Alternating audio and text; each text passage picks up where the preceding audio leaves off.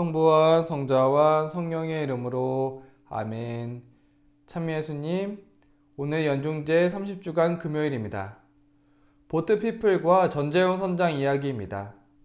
베트남에서 많은 사람들이 공산주의를 피해서 보트피플로 바다에 나오게 되었습니다. 그들은 지나가는 배의 도움은 청했지만 번번이 거절당했습니다. 그들은 보트의 식량도 떨어져 가고 생명의 위협을 느끼고 있었습니다. 그때 그들은 전재용 선장이 이끄는 광명 87호를 봅니다. 전재용 선장은 회사에서 보트피플을 구하지 말라는 지시를 받고 있었습니다. 관여치 마라. 회사의 지침과 선장으로서의 양심에서 갈등을 겪다가 뱃머리를 돌려 그들을 구합니다. 당시 배에는 식량과 잠자는 곳이 넉넉하지 않았지만 나누어 쓰면서 어렵게 한국에 도착합니다. 선장은 부산항에 도착하자마자 회사로부터 해고당합니다. 그 후 다른 회사에 입사 지원을 했지만 모두 받아주지 않았습니다. 그래서 그는 양식업을 하게 되었습니다. 나중에 보트피플에서 미국으로 건너가서 성공한 베트남 사람들은 전재용 선장을 찾았습니다. 96명의 보트피플 대표 피터 누에는 17년간 그를 찾았고 만나게 되었습니다. 전재용 선장과의 만남은 감동적이었습니다. 전 선장은 내가 아니라도 그 누구라도 이들을 구했을 것이라고 말했지만 보트피플은 그날 25척의 배로부터 외면받았고 26번째인 광명 87호에 의해 구조됩니다. 해고될 위기를 감수하고 회사의 지시를 어기고 베트남 사람들의 생명을 구했습니다. 전재용 선장은 안식의 법을 넘어서서 치유하시는 예수님과 닮아 있습니다.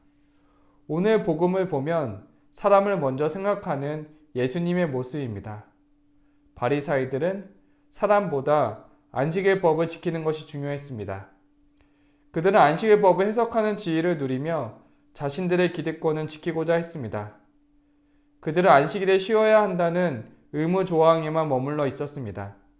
예수님께서는 안식일을 하느님의 구원 의지와 참된 사랑을 기념하는 것이라고 새롭게 해석하셨습니다.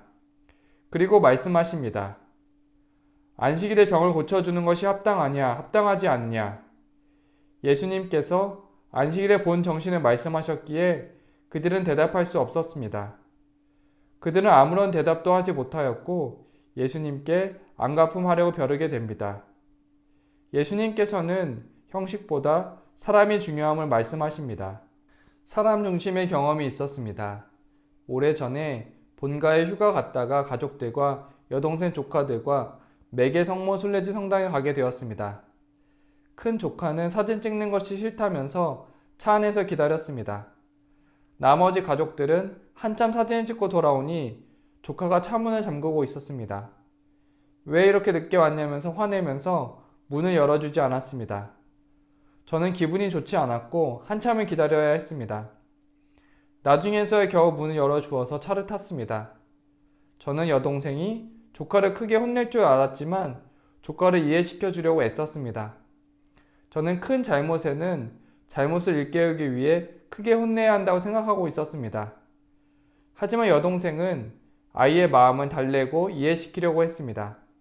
잘못에 대해서 혼내는 것이 정답이 아니라 아이의 마음이 중요함을 보았습니다. 여동생은 예수님처럼 조카의 마음을 보고 있었습니다. 오늘 예수님께서는 수종을 앓고 있는 이의 고통을 보고 치유해 주십니다. 바리사이들은 사람보다 율법 규정 준수가 우선입니다. 안식일이 사람을 위한 하느님의 구원 의지가 담긴 뜻을 모르는 모습입니다. 오늘 예수님께서는 법이 아니라 사람 중심임을 말씀해 주십니다. 가끔 사회에서 법대로 하자라는 말을 들으면 안타까운 마음이 듭니다. 함께하는 사람이 행복한 사람 중심의 공동체를 희망합니다. 오늘은 안식일 법보다 사람이 먼저임을 기억합니다. 성부와 성자와 성령의 이름으로 아멘.